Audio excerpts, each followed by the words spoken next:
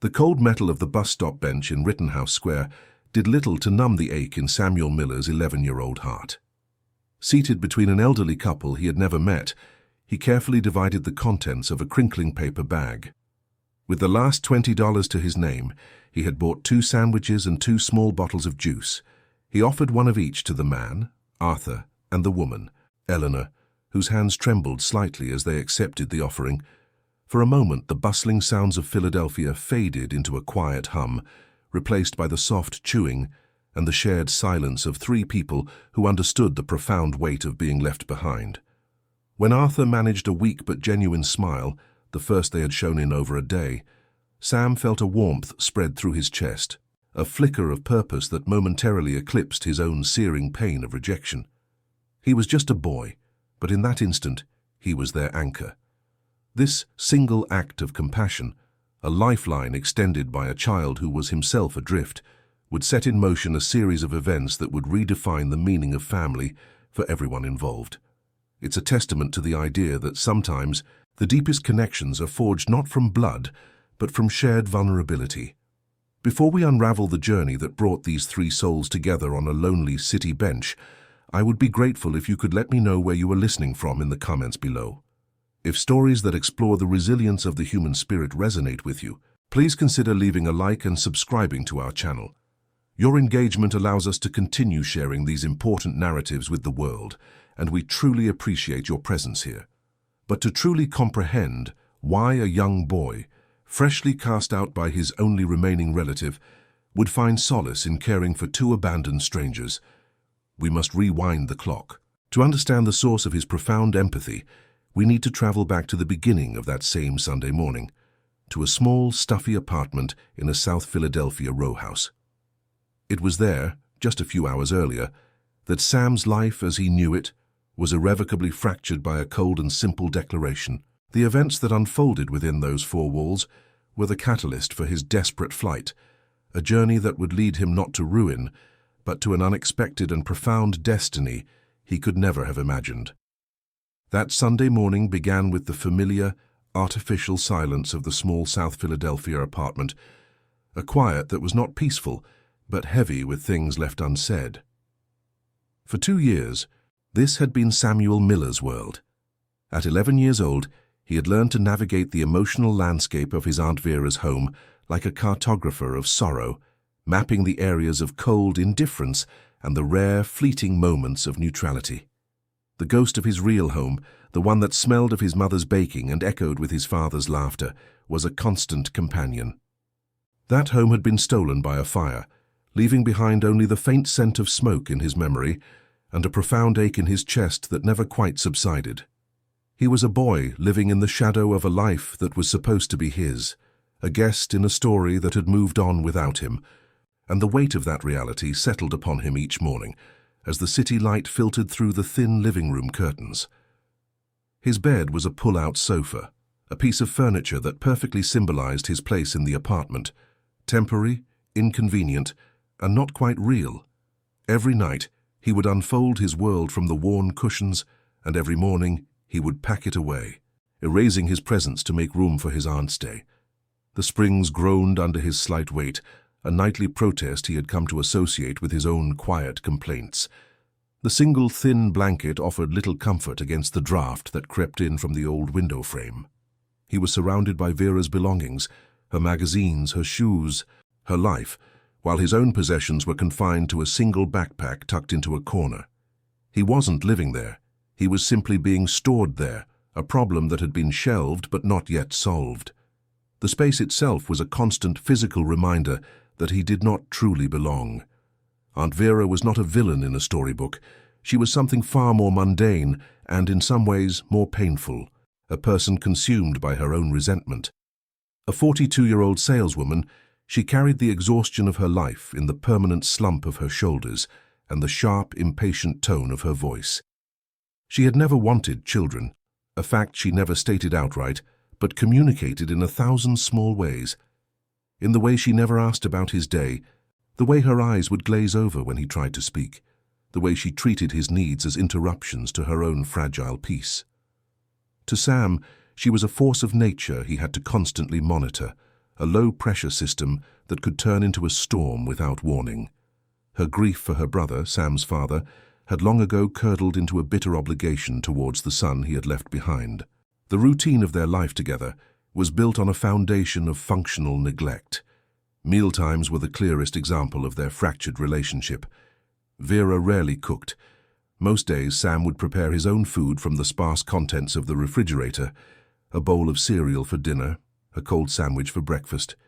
He would eat alone at the small kitchen table, the silence of the apartment amplifying the sound of his own chewing. He became an expert in self-sufficiency, not out of a desire for independence, but out of sheer necessity. He learned to be quiet, to be resourceful, and above all, to expect nothing. This solitary existence carved out a space of deep loneliness within him, a hollow feeling that no amount of food could ever fill. He was a child raising himself in the presence of an adult who had abdicated all responsibility. Unbeknownst to Sam, his existence in the apartment was being subsidized by the memory of his parents. A monthly check for $300, survivor's benefits meant for his care, arrived like clockwork. But the money never trickled down to him. He wore shoes with thinning soles and a jacket that was a size too small, while Vera would sometimes come home with new clothes or a new electronic gadget. The injustice was a confusing fog in his mind. He knew instinctively that something was deeply unfair, but he lacked the language or the power to challenge it. The money was just another secret in a home full of them, another layer of betrayal that he could feel, but not yet understand. It was proof that he was not just a burden, but a resource to be exploited, his parents' final act of love twisted into an instrument of his neglect. His weekends were not for play or rest, they were for labor. While other children in the neighborhood played outside, Sam was tasked with cleaning the entire apartment. It was his unspoken rent. He would scrub the bathroom tiles, vacuum the worn carpets, and dust the surfaces that held no sentimental value for him. Vera would often watch television while he worked, her presence a silent, supervisory pressure. This dynamic cemented their roles. She was the proprietor and he was the tenant, a very young man paying for his keep with his childhood. The scent of cleaning chemicals became the scent of his Saturdays, a sterile smell that perfectly matched the emotional sterility of his life. Each chore completed was another day earned, another night under a roof that offered shelter but no warmth. To survive the coldness of his present, Sam retreated into the warmth of his past. He would close his eyes and conjure memories of his parents with a desperate clarity. He remembered his father, Mark, teaching him how to skip stones across the Schuylkill River, his deep laugh making the memory feel real. He remembered his mother, Julia, humming a soft tune as she tucked him into bed, her hand cool on his forehead. These memories were his most precious possessions, stored in the safest vault of his mind. They were both a comfort and a source of immense pain, a constant reminder of the unconditional love he had lost. This stark contrast between the then and the now was the central conflict of his young life, a battle between a cherished past and an unbearable present. Emotionally, Sam had built a fortress around himself. He learned that visibility was dangerous. To be seen was to be judged. To be heard was to be dismissed. So he became a master of quietness, moving through the apartment like a ghost, his footsteps light on the floorboards. He spoke only when spoken to, his answers short and direct. At school, this quietness was mistaken for shyness. He kept his classmates at a distance, unable to participate in their easy conversations about family dinners or weekend plans. He couldn't risk forging connections that would inevitably lead to questions he couldn't answer, questions about a home life that felt more like a secret he was forced to keep. His isolation was a shield, protecting him from a world that wouldn't understand. The school itself offered no escape. It was simply another place where he had to perform his invisibility. His grades, once a source of pride, began to drift. It was hard to concentrate on math problems when his mind was occupied with the more complex calculus of his own survival. Teachers saw a quiet, withdrawn boy and made their own assumptions, never probing deep enough to uncover the source of his silent retreat. He would watch other children being picked up by smiling parents, a daily spectacle of the normal life that felt a million miles away from his own. Each school day was a reminder of his otherness, reinforcing the feeling that he was an observer of life, not a participant in it. He was navigating the world alone, in plain sight of everyone. In the weeks leading up to that fateful Sunday, the atmosphere in the apartment had grown heavier, more charged. Vera's sighs became more frequent, her impatience sharper. Sam started to overhear snippets of hushed, tense phone calls she would make from her bedroom, words like arrangement and facility floating through the closed door. He didn't understand the context, but he understood the tone. It was the sound of decisions being made about him, without him. A primal sense of dread began to take root in his stomach. The fragile, unspoken truce that had defined their coexistence was beginning to fracture, and he could feel the ground beneath him starting to give way, preparing to crumble. This growing tension came to a head the Thursday before. Sam had come home from school with a permission slip for a field trip that cost $5. It was a small amount, but in that apartment, it was a monumental request. When he timidly presented it to Vera, her reaction was not just a refusal, but an explosion of frustration. She had snapped at him, telling him she didn't have money for childish things and that he needed to understand his place. The anger in her voice was disproportionate to the request, and it was in that moment that Sam understood. He wasn't just an inconvenience, he was the source of her misery. The final thread of hope that she might one day care for him snapped, leaving him utterly and completely alone. And so we arrive back at that Sunday morning, the air still and quiet, holding the last moments of Sam's life as he knew it. He was in the kitchen, mechanically going through the motions of setting out a bowl and a spoon for his own breakfast. The routine was a comfort, a small piece of predictability in a world that felt increasingly unstable. He was unaware that in a few short moments, the unspoken threat that had been looming over him for months was about to be given a name and a date. The silence was about to be broken by a cold, simple declaration that would shatter his world and set him on a path he could never have imagined, a journey born from the ashes of his final, devastating rejection. The mechanical act of placing a spoon beside a bowl was a small, familiar ritual in a life defined by instability. As Sam reached for the box of cereal, a shadow fell across the kitchen table. Aunt Vera stood in the doorway, not in her usual state of hurried indifference, but with a stillness that was entirely new. She was dressed, but her posture was rigid, her arms crossed tightly over her chest as if holding herself together. The air, usually just empty, suddenly felt thick and charged, heavy with the weight of an unspoken decision. Sam's hand paused in midair. He didn't know what was coming, but the silence that had been his constant companion for 2 years was about to break, and he felt a primal instinct to brace for the impact. The quiet was no longer a sign of neglect. It was the calm before a storm he could feel gathering directly over his head. Her voice, when it finally came, was stripped of all emotion, a flat, sterile instrument delivering a clinical diagnosis. "Samuel, I need to tell you something," she said, and the use of his full name was a clear signal that this was not a conversation between relatives. It was a formal announcement. She didn't move from the doorway, maintaining a physical and emotional distance that turned the small kitchen into a vast, empty space between them. She wasn't angry. She wasn't sad. She was simply resolved, a person who had reached the end of a long, inconvenient task and was now ready to file it away. Sam looked up from his bowl, his heart beginning a frantic, panicked rhythm against his ribs. He understood that whatever she was about to say would be a turning point, a line drawn in the sand of his life. "I have made arrangements for you," she continued, the words precise and cold. "There is a state-run group home in Allentown. It's a good facility, they say. They are equipped to handle situations like this." The term group home landed like a physical blow, a name for the faceless. Institutional fear that had always lurked at the edges of his consciousness. Allentown might as well have been on the other side of the moon, a place with no connection to his past, to his parents' memory, to the city he knew. The threat was no longer a vague possibility he worried about in the dead of night. It was now a concrete reality, with a destination. He was being sent away, not to a new family or a better life, but to a facility, a place for unwanted children. The timeline she delivered next was what truly stole the air from his lungs. "A car will be here to pick you up tomorrow morning," she stated, glancing at the clock on the wall as if it were a minor detail in a schedule. 8 o'clock sharp, you need to be ready. Tomorrow. The word echoed in the sudden, roaring silence of his mind. Not next month, not next week, but in less than 24 hours.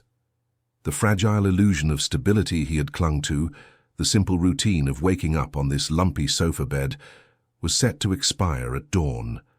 The apartment, which had been a place of lonely endurance, instantly transformed into a holding cell. Every second that passed was now a countdown to his own disposal, a ticking clock marking the final hours of his life as he knew it. She must have seen the shock on his face, because she offered a justification that was somehow more painful than the decision itself. "I've done what I could, Samuel," she said, her voice unwavering. 2 years is a long time. I never wanted this responsibility, and I need my life back. I have to think about my own future. Her words framed her abandonment of him as an act of self-care, a necessary step for her own well-being. She spoke of him not as her brother's son, but as a burden whose weight she was no longer willing to bear. The survivor's benefits, the money meant for his care, went unmentioned. In her narrative, she was the long-suffering martyr, finally freeing herself from an obligation she had never truly accepted. A profound, chilling numbness spread through Sam's limbs. The spoon he was holding slipped from his fingers, clattering into the ceramic bowl with a sound that seemed to shatter the morning quiet. He couldn't feel his hands, couldn't feel the floor beneath his feet. All he could feel was the hollow, cavernous echo of her words inside his chest. He was being discarded. It was the ultimate rejection, a final confirmation of what he had always suspected. He was a problem to be managed, an inconvenience to be tolerated, and now, a piece of his past she was ready to throw away. The fire had taken his parents, but this cold, calculated declaration from his aunt was a different kind of inferno, one that burned away the last shred of belonging he had left in the world. As if to underscore the finality of it all, she added the last, cruel detail. "You can pack one bag," she instructed, her tone now turning practical, as if discussing a weekend trip. "Just the essentials. They'll have everything you need there." One bag. The command was a brutal summary of his worth to her. His whole existence, the faded photographs of his parents, the worn T-shirt that still smelled faintly of his father's cologne, the few books that were his only escape, all had to be condensed into a single backpack. It was a clear message that he was not moving to a new chapter of his life. He was being erased, and he was permitted to carry only the barest evidence that he had ever existed in this space at all. He lifted his gaze to meet hers, searching her face for any crack in the cold facade. He looked for a sign of conflict, a flicker of guilt, a trace of the woman who was his mother's sister, his own blood. But he found nothing. Her eyes were clear and steady, her expression unreadable, but for the hard line of her mouth. She was not a guardian making a heartbreaking choice for his own good. She was a property manager, serving an eviction notice. In that single, empty look, Sam understood the absolute truth of his situation. He was completely and utterly alone. There was no one to call, no one to appeal to. The last thread connecting him to the idea of family had just been severed with surgical precision. With her message delivered, Vera turned without another word and walked back into the living room. A moment later, the familiar, tinny sound of the morning news filled the apartment, an absurdly normal noise in the wake of his world's collapse. The conversation was over. She had moved on. Sam remained frozen at the kitchen table, the uneaten cereal now a symbol of a morning that had started like any other and had ended with the destruction of everything. The silence that descended upon him was no longer passive or empty. It was an active, suffocating force, filled with the terrifying certainty that if he stayed, his future would be a cold, sterile room in a distant town, a life chosen for him by someone who wished he had never existed at all. For Sam, the world tilted on its axis and then snapped back into a brutal, terrifying focus. The initial shock that had frozen him at the kitchen table began to recede, replaced by a cold, quiet clarity that was far more powerful than any childish outburst of anger or despair. He looked at the half-eaten bowl of cereal, at the morning light slanting across the linoleum floor, and understood that this was the end of a chapter he had only ever endured. The word Allentown was not just a place. It was a verdict, a sterile, institutional future where his name would be just another file and his memories would have no value. In that moment, a decision formed within him, not as a thought, but as a physical certainty. He would not go. It was a silent, profound vow made to the memory of his parents and to the small, resilient part of himself that refused to be extinguished. He would not be discarded. He moved from the kitchen with a newfound purpose, his steps quiet and measured.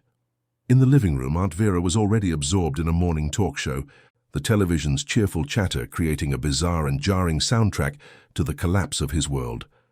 Sam watched her for a moment, not as his aunt, but as an obstacle. He observed her posture, the way her attention was completely captured by the screen, the way she had already mentally moved on from the life-altering announcement she had just delivered. Her profound indifference, which had been the source of so much of his pain, was now his greatest advantage. It was a cloak of invisibility. He realized that in her mind he was already gone, a problem solved and scheduled for removal. This understanding gave him the space he needed to plan, to think, to act, all while hidden in plain sight. His mind began a rapid, desperate inventory of his resources. They were pitifully few. His entire world was contained in a single corner of the living room, next to the pull-out sofa that served as his bed. There was the backpack he used for school, a few changes of clothes, and his most precious possessions, the small, worn photographs of his parents. And then there was the money, $20, saved painstakingly over months from small errands he ran for neighbors, taking out their recycling, pulling weeds from their tiny front yards. He had been saving it for a new graphic novel, a small escape into a world of heroes and adventure.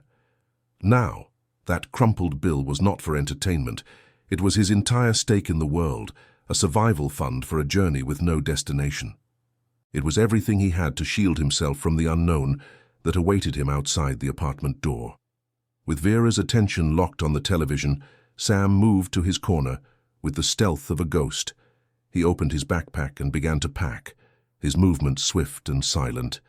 He didn't pack for a trip, he packed for a new life, choosing only the items that held the weight of his identity. The photograph of his mother and father went in first, tucked carefully into an inside pocket where it would be safe. He folded the faded T-shirt that he swore still carried the faint, comforting scent of his father's cologne. He added a spare pair of socks and the small book his mother used to read to him. He resisted the urge to take more, knowing that every item added weight and that he needed to be fast and unencumbered. The backpack, once a symbol of the mundane routine of school, was now a vessel of defiance, a small ark carrying the remnants of his past into an uncertain future. The clock on the cable box glowed with red numbers, each passing minute a stark reminder of his dwindling time. 8 o'clock tomorrow morning was the deadline, the moment the state would arrive to claim him. But he knew he couldn't wait. He had to leave now, under the cover of Vera's morning distraction, while the city was waking up, and he could disappear into its rhythm. The thought of the approaching car, of being led away by strangers to a place he didn't know, created a surge of adrenaline that sharpened his focus. The apartment, which had been a lonely prison, now felt like a ticking bomb. Every second he remained increased the risk of being caught in the blast. The time for hesitation was over. The window of opportunity was small, and he knew with absolute certainty that he had to climb through it now. As he quietly zipped the backpack shut, a wave of paralyzing fear washed over him. It wasn't the fear of leaving his aunt. It was the profound terror of the unknown. Where would he go? What would he do? The sprawling map of Philadelphia, a city he only knew through the lens of a school bus window and short walks around his neighborhood, suddenly seemed like a vast and hostile wilderness. For one terrifying second, the cold, sterile certainty of the group home in Allentown felt safer than the absolute crushing uncertainty of the streets. He gripped the straps of his backpack, his knuckles turning white, his breath catching in his throat. It was the ultimate test, the known misery versus the unknown abyss. He was just a boy standing on the edge of the world as he knew it. He squeezed his eyes shut, and a memory, clear and bright, surfaced from the depths of his mind. He was 5 years old and his father was teaching him to ride his bike without training wheels. He had been terrified of falling, of the hard pavement rushing up to meet him. His father, Mark, had knelt beside him, his voice steady and calm. "The fear is real, Sammy," he had said, "but so is your strength. Just look ahead to where you want to go, not down at your feet. Your feet know what to do." The memory was a jolt of pure strength, a message sent from a past where he was unconditionally loved. He wasn't just running away from Vera.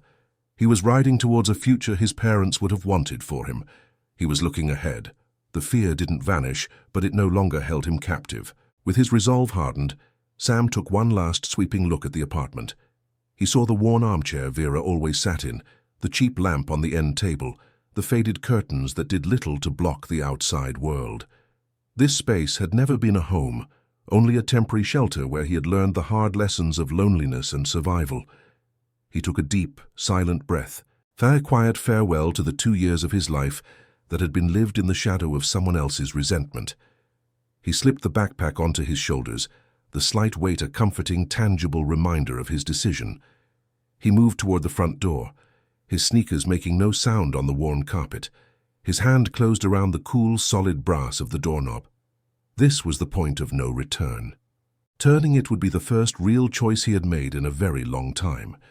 The simple act of turning the brass doorknob felt like a detonation in the quiet apartment. The click of the latch retracting was deafening in Sam's ears, a sound he was sure Vera could hear over the cheerful inanity of the morning talk show. He held his breath, his body tensed for the inevitable sharp call of his name. But nothing came. There was only the sound of canned laughter from the television. He pulled the door open just enough to slip his thin frame through the gap, his backpack snagging for a heart-stopping moment on the frame. He eased it free and pulled the door shut behind him, not daring to let it slam.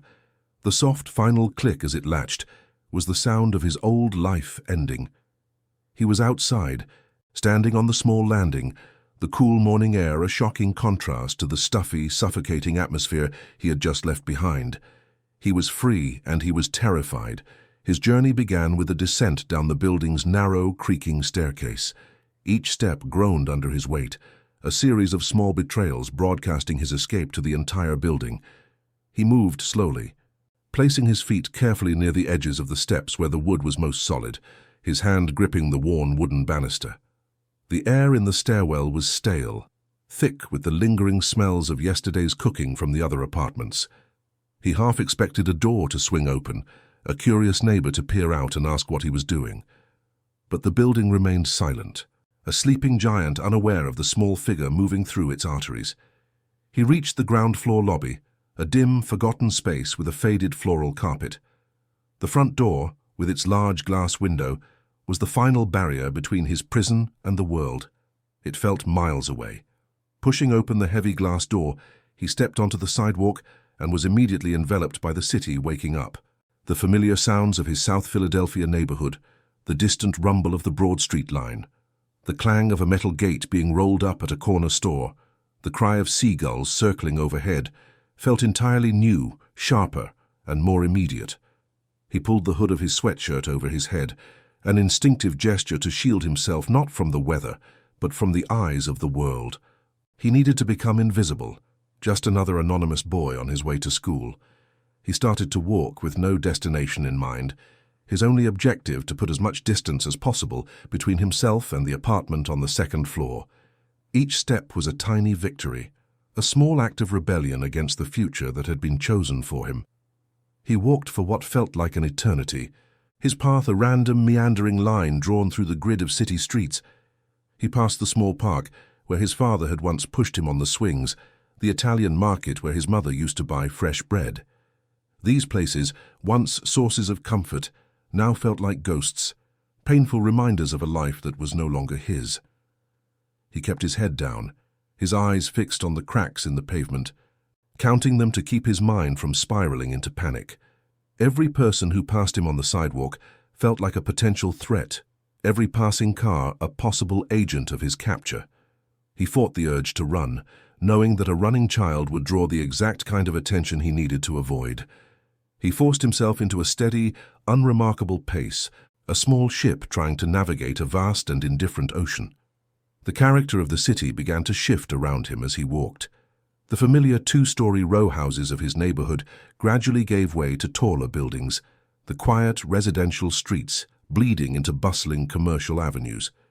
The crowds thickened, the air grew louder, filled with the symphony of traffic, conversations, and construction.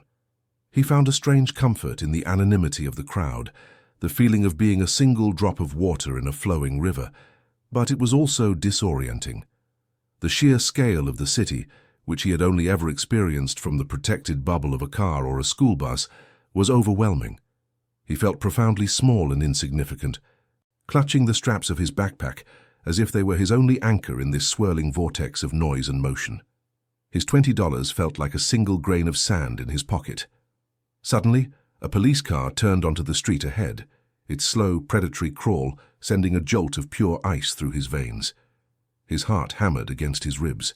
He was certain it was for him, that Vera had woken from her television stupor and called the authorities. Without thinking, he ducked into a narrow, shadowed alleyway between a laundromat and a pizza shop, pressing his back against the cold, damp brick. The alley reeked of stale grease and garbage. He held his breath, his body rigid with fear, and risked a peek around the corner. The cruiser continued on its way, its occupants oblivious to the terrified boy hiding just a few feet away. It was just a routine patrol. The wave of relief that followed was so intense, it made him dizzy, leaving him trembling in the shadows. This was his life now, a constant state of high alert. He needed a moment to steady his nerves, to quiet the frantic beating of his heart. He spotted a small, forgotten pocket park across the street, and quickly made his way to it, finding a secluded bench partially hidden by an overgrown hedge. He sank onto the cold metal, the exhaustion of the morning finally catching up to him. He reached into his backpack and pulled out the small creased photograph of his parents. They were smiling, standing in front of the Liberty Bell on a sunny afternoon. Looking at their faces, he felt a surge of strength return to his limbs. He was their son. He had their resilience. This act of quiet remembrance was a vital anchor, a reminder that he was not just running from a loveless home, but towards a future they would have wanted for him, a future where he mattered. The adrenaline that had fueled his initial escape began to wane, and a new, more primal feeling took its place, a deep, gnawing hunger.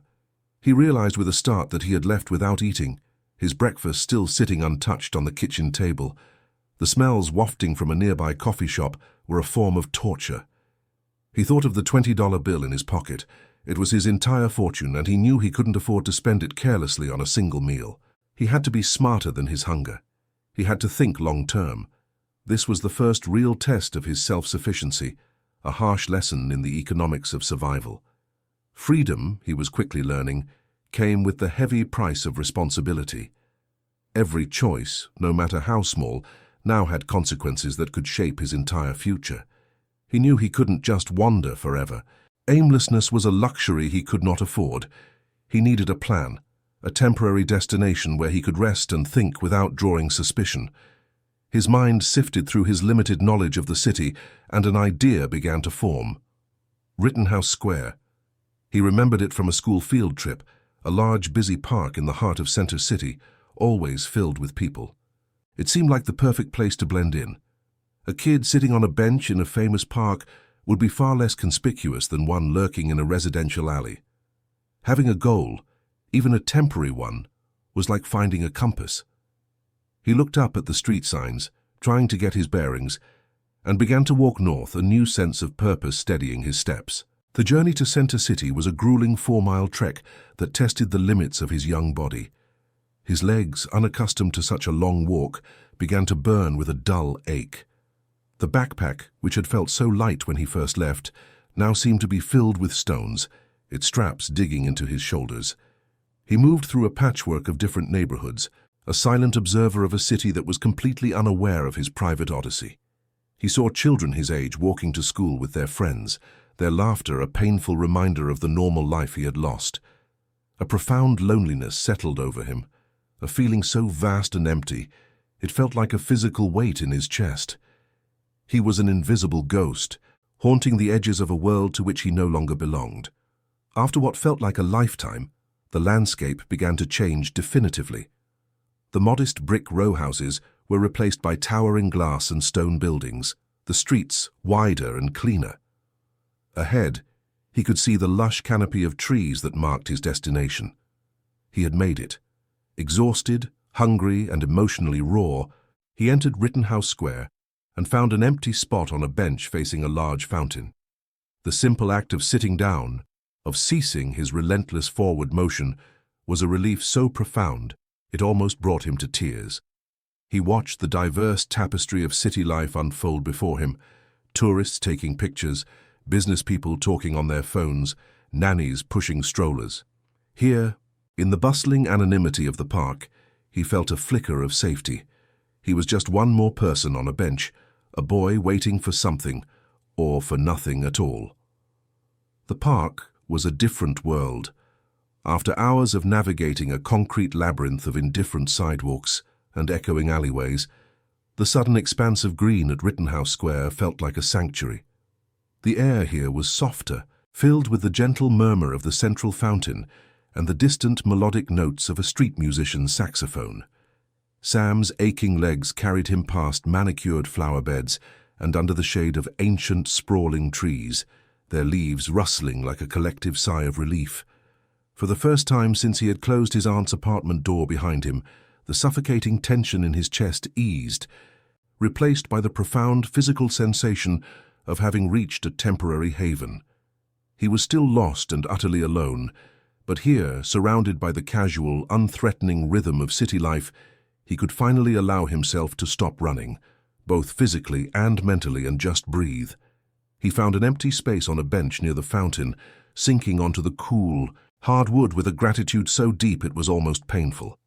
The weight of his backpack felt as if it had been fused to his shoulders, and he shrugged it off, placing it carefully beside him. He watched the world go by in a detached daze. A young couple laughed as they shared an ice cream cone. A man in a suit talked animatedly into his phone, pacing back and forth. Children chased pigeons near the water's edge, their joyful shrieks a sound from a life he no longer inhabited. He was an island in this sea of humanity, invisible and unnoticed, and for now, that invisibility was his only shield. He closed his eyes for a moment, letting the sun warm his face, the exhaustion of his journey washing over him in a heavy, immobilizing wave that was almost a comfort. It was when he opened his eyes again that he saw them. Across the wide brick pathway, seated on a functional, unadorned bench at a city bus stop, was an elderly couple. They were not talking or reading or looking at their phones.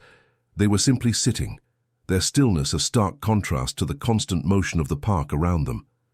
They sat close together, yet each seemed to be lost in a private, desolate landscape.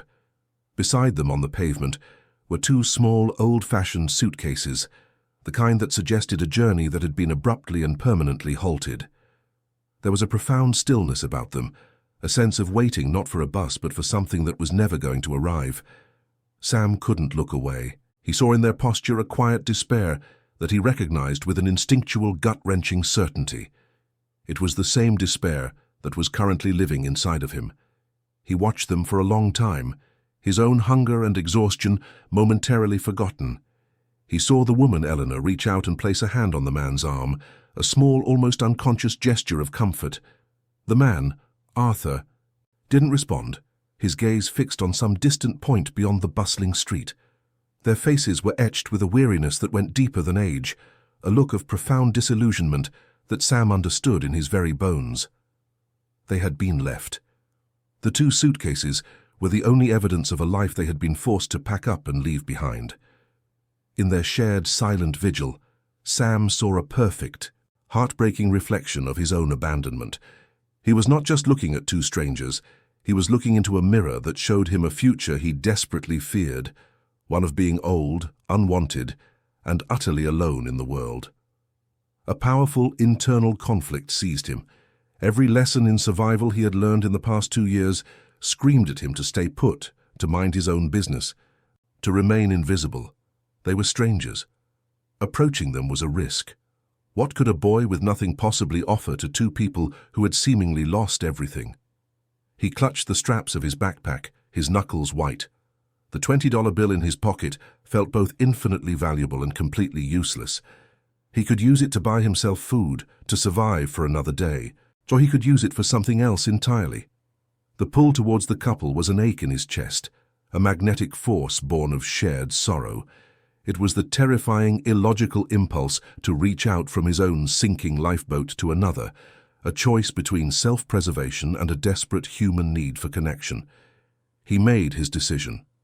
The image of his father's kind face flashed in his mind, the memory of his voice telling him that the most important thing a person could do was to be kind when it wasn't easy. The hunger in his stomach was a dull ache, but the emptiness in his heart was a gaping wound. He knew, with a certainty that defied all logic, that feeding their hope was more important than feeding his own stomach. He stood up, his legs feeling shaky but resolute, and slung his backpack over his shoulder. He scanned the edge of the square and spotted a small food cart with a colorful umbrella. He began to walk towards it, his steps now filled with a purpose that had been absent just moments before. He was no longer just a boy running away. He was a boy moving towards something, driven by a profound and sudden sense of mission. At the cart, the smells of grilled hot dogs and warm pretzels were intoxicating, making his stomach clench with hunger. But he ignored the temptation. He looked at the simple, handwritten menu, his eyes scanning for something practical, something that could be shared. He pointed to the sandwiches wrapped in clear plastic and 2 small bottles of juice. 2 of each, please, he said. His voice quiet but steady. The vendor, a cheerful man with a kind smile, tallied up the total. It came to just under his $20. Sam carefully unfolded the crumpled bill, his only tangible link to a future, and handed it over. As the man gave him his small change, Sam felt a strange lightness. The money was gone, but in its place was something far more substantial. A paper bag filled with a simple meal that had become an offering of hope. He turned and began the walk back towards the bus stop. The crinkling of the paper bag, a small, brave sound against the city's noise. His heart was pounding, a nervous rhythm of fear and anticipation. What if they rejected his offer? What if they thought he was strange? He was just a kid, intruding on their private grief. He slowed his pace, trying to compose the right words in his head, but his mind was blank. All he had was the simple, undeniable truth of his own experience. He knew what it felt like to be invisible, to be hungry, to feel as if the world had forgotten you existed. He clutched the bag tighter, the warmth of the sandwiches seeping through the paper. He was not offering them charity. He was offering them recognition. He was offering them the one thing he craved more than anything else in the world. And so he arrived at the bench, the very moment where this story began. He stopped in front of them, his shadow falling over their worn shoes. They looked up, their eyes clouded with a weary confusion. Sam's voice was barely a whisper when he spoke. "I thought you might be hungry," he said, extending the bag. He didn't wait for an answer. He simply sat down on the small space on the bench between them, creating a fragile bridge across their separate islands of loneliness. He opened the bag and handed a sandwich and a juice to Arthur, then another set to Eleanor. In that shared, silent moment, 3 generations of abandonment converged on a single city bench, not as strangers, but as survivors, their profound and unexpected connection about to change the course of all their lives forever. The arrival of Ms. Maria Alvarez from Child Protective Services was not with the blare of a siren or the cold authority Sam might have feared, but with a quiet, observant presence that seemed to absorb the scene before acting upon it. She was a woman in her late 30s, her expression calm and her movements measured, radiating a competence that was both professional and deeply human. She approached the bench not as an official addressing a problem, but as a person approaching other people. Her eyes took in everything: the 2 small worn suitcases on the pavement, the empty sandwich wrappers, and the unlikely trio of a small boy seated protectively between an elderly couple. For a moment she simply stood there, letting the silence convey her respect for the fragile space they had created. Sam's heart pounded, a familiar drumbeat of fear, certain that this was the end of his fleeting, desperate freedom and the beginning of the life in Allentown he had run from. She began by addressing Arthur and Eleanor, her voice soft and devoid of condescension. She knelt slightly so she was closer to their eye level, a small gesture that immediately dismantled the wall of authority. She didn't ask what was wrong. She asked how they were doing. This simple human question seemed to unlock something in them. After a moment of hesitation, Eleanor began to speak, her voice trembling at first, then gaining strength as she recounted the sudden closure of the Sweet Abode nursing home and the long, silent hours of waiting for children who never came. Ms. Alvarez listened without interruption, her focused attention a form of validation, a silent acknowledgement that their story mattered and that their pain was real. She was not just collecting facts for a report, she was bearing witness to their abandonment, and in that simple act, she began to restore a piece of the dignity that had been stolen from them. Throughout their story, Ms. Alvarez's gaze would occasionally shift to Sam. She observed the way he sat, a small silent guardian, his presence a quiet statement of solidarity. She saw how his small hand rested near Eleanor's, not quite touching but offering a current of unspoken support. She noted the crumbs on his sweatshirt, evidence of a shared meal. An experienced social worker, she was an expert in reading the language of an environment, and what she saw here was not a chance encounter. This boy was inextricably linked to the couple's plight. A deep and powerful connection had been forged on this bench, a bond created from shared vulnerability and a child's profound, unprompted act of compassion. She understood that to comprehend the full story, she would need to understand the boy's role, which she sensed was far more significant than that of a mere bystander. Gently, she turned her full attention to Sam. "And what's your name?" she asked, her tone shifting to one of even greater care. "I'm Sam," he replied, his voice barely a whisper. He clutched the straps of his backpack, his knuckles turning white. He was conditioned to distrust adults, to believe that their questions were always precursors to judgment or dismissal. He expected her to ask where his parents were, to scold him for being out of school, to begin the process of sending him away. He offered no more information, his silence a shield he had perfected over 2 years of living with Aunt Vera. The fear of being discovered, of having his desperate bid for freedom end here on this park bench, was a cold, heavy weight in his stomach. He braced himself for the inevitable. For the moment, his world would once again be decided for him by a stranger. It was Eleanor who broke through his wall of fear. Seeing the terror in his eyes, she placed her frail, wrinkled hand over his. "This boy," she said to Ms. Alvarez, her voice filled with a fierce, protective emotion, "is a little angel. We were sitting here since yesterday, feeling like the world had forgotten us. And he came to us. He used his own money to buy us food." She paused, her eyes filling with tears. "He told my husband a joke, the first thing that has made Arthur smile in days. My own children, my own flesh and blood left us here. This child, this stranger, is the only person who showed us we still matter." Her words were a powerful testimony, a piece of irrefutable evidence that shifted the entire dynamic. She was not just defending Sam. She was articulating the profound, healing power of his simple act of kindness. Emboldened by Eleanor's defense and sensing a flicker of genuine safety for the first time, Sam did something he hadn't planned. He reached into his backpack and carefully pulled out the creased photograph of his parents. He didn't say a word about the fire or his aunt or the group home. He simply held the picture out for Ms. Alvarez to see. It was his only way of explaining the vast, silent emptiness inside him, the source of the pain that had driven him here. Arthur and Eleanor leaned in to look, their heads bowed together with his. In the smiling faces of Mark and Julia Miller, they saw not just Sam's loss, but a universal story of love and family. The small photograph became a bridge, connecting their separate griefs and solidifying their unspoken bond. It was a silent confession and a plea for understanding, an admission that they were all orphans in their own way.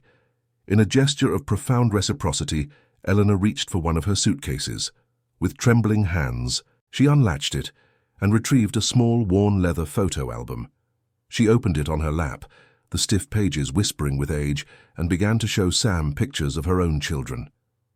"This is Lucy, when she was your age," she said, pointing to a black-and-white photo of a smiling girl with a bicycle. "And this is Richard and Paula at the beach." Each picture was a ghost from a happier time, a memory of a love that had somehow dissolved into neglect. The heartbreaking contrast between the cherished images of the past and the cruel reality of the present hung in the air. In that moment, they were not an old couple and a young boy. They were three people sharing the wreckage of their families, finding solace in the commonality of their wounds. For Ms. Alvarez, this was the moment of stunning, heartbreaking clarity. The pieces of the puzzle clicked into place, revealing a picture that was both tragic and profound. This wasn't three separate cases to be filed away in different cabinets. It was one story. A story of a boy orphaned and then abandoned by his legal guardian, who in his own moment of crisis found two elders abandoned by their own children. It was a story of generational neglect, a cycle of abandonment echoing across decades, all converging on a single bus stop bench in the middle of Philadelphia. She saw the invisible threads connecting them, a tapestry woven from loneliness and rejection. But she also saw the other thread, the one Sam had introduced, a thread of radical empathy, of a kindness so pure it had the power to rewrite the entire narrative. A new energy surged through her, transforming her professional duty into a moral crusade. The passive sorrow that had hung over the bench was replaced by the quiet hum of action. She took out her official notepad, the pen moving with a swift and certain purpose. Her questions became more direct, more focused. She asked Sam for his aunt's full name and address. She asked Arthur and Eleanor for the names and contact information of their three children. She documented the name of the nursing home and the exact time they had been left at the bus stop. Sam watched, mesmerized. He had spent 2 years believing his suffering was a private, unchangeable fact of his life. Now, he was watching an adult treat it as an injustice, a wrong that could be documented, investigated, and perhaps even righted. The change in Sam's own perception was monumental. The world, which had felt like a vast, indifferent ocean threatening to drown him, suddenly had a shoreline. Ms. Alvarez was not a threat, she was a lifeline. For the first time, he dared to hope that he would not be punished for running away. He started to understand that his aunt's coldness and neglect were not just his personal burden to bear, but a violation, a failure so significant that people with authority might actually intervene. The concept of justice, which had been an abstract idea from books and movies, was now taking a tangible form right in front of him. He felt the heavy cloak of shame he had been carrying begin to lift. He hadn't done anything wrong. He had been wronged. This simple, powerful realization was the beginning of his healing. As Miss Alvarez finished her notes, she looked at the three of them, her expression softening once more. "You are not alone in this anymore," she said, her voice firm with conviction. "I am not going to leave you here. We are going to find a safe place for all of you to go tonight together." The word "together" was the key that finally unlocked the floodgates. Eleanor's face crumpled and she began to cry, but these were not the silent, desperate tears of before. They were tears of profound, shuddering relief. Arthur wrapped a protective arm around her, his own eyes glistening. And Sam, who had not allowed himself to cry since the night of the fire, felt hot tears streaming down his face, washing away the fear and loneliness of the past 48 hours. He was not crying from sadness, but from the overwhelming shock of being seen. With a final reassuring nod, Ms. Alvarez stood up and took out her phone. She walked a few feet away, turning her back for privacy, but her voice carried in the afternoon air, clear and resolute. Sam, Arthur, and Eleanor listened as she spoke with a calm, unwavering authority, arranging for emergency housing, reporting elder abandonment, and initiating a child welfare investigation. Each word she spoke was a brick being laid in the foundation of their new reality. The random, chaotic cruelty of the world was being met with a structured, compassionate response. Sam realized that his single $20 act of kindness had not been a small, futile gesture. It had been a signal flare, a desperate plea for help that had, against all odds, been answered. He had not just saved them. In a way he was only just beginning to understand. He had also saved himself. The months that followed Ms. Alvarez's intervention were a slow, deliberate reconstruction of 3 shattered lives. For Arthur and Eleanor, the immediate change was a move from the cold indifference of a bus stop bench to a clean, quiet room in a city-run assisted living facility in Manayunk. It was a place where dignity was a baseline requirement, not a luxury. The legal system, though often perceived as impersonal, moved with surprising purpose. An investigation by the district attorney's office led to felony elder abandonment charges against their 3 children, a public reckoning for a private cruelty. Simultaneously, Vera Miller's custody of Sam was revoked, and a separate inquiry began into her misappropriation of his survivor's benefits. For Sam, the immediate future was a temporary foster home, a safe but sterile environment.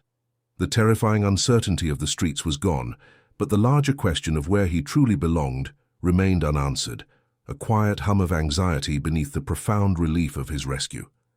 It was during one of Sam's weekly visits to the Manayunk facility that the future began to take a new, unexpected shape. Arthur and Eleanor, now safe and cared for, found their thoughts constantly returning to the small, quiet boy who had saved them with a sandwich and a kind word. They looked at their own lives, their stable government pensions, their small but fully paid-for row house just a few blocks away, a home now filled only with the ghosts of children who no longer called. They saw in Sam a reflection of their own loneliness, but also a profound capacity for love and loyalty that they had thought was lost to the world. It was Arthur who first voiced the idea, his voice thick with emotion. They would not let this boy, who had become the center of their world, drift away into the foster care system. They decided to become his family, a choice born not of obligation, but of a deep, restorative love they had found in their darkest hour. The process was not simple, but it was pursued with a quiet, unshakable resolve. They began the long journey of becoming certified as foster parents, a task that seemed daunting for a couple in their 80s, but was fueled by a purpose that made them feel young again. A year later, after a successful foster placement that felt more like a homecoming, the adoption was finalized in a quiet courtroom. Sam Miller became Samuel Schmidt. The sterile apartment in South Philly was replaced by the warmth of their Manayunk row house, where the smell of Eleanor's cooking filled the air, and Arthur taught him how to tend to the small garden in their backyard. He started calling them Grandpa and Grandma, the words feeling more natural and true than any he had ever used before. The legal document was merely a formality. They had already become a family on that lonely park bench, bound by a shared understanding of what it meant to be left behind and then found. Today, at 15 years old, Sam's life is a testament to the idea that purpose can be forged in the crucible of pain. He has not forgotten the sting of abandonment, but he has transformed it into a source of profound empathy. Together with his grandparents, he helped create the Connections Project, a small but growing initiative that pairs children in the city's foster system with seniors living in assisted care facilities.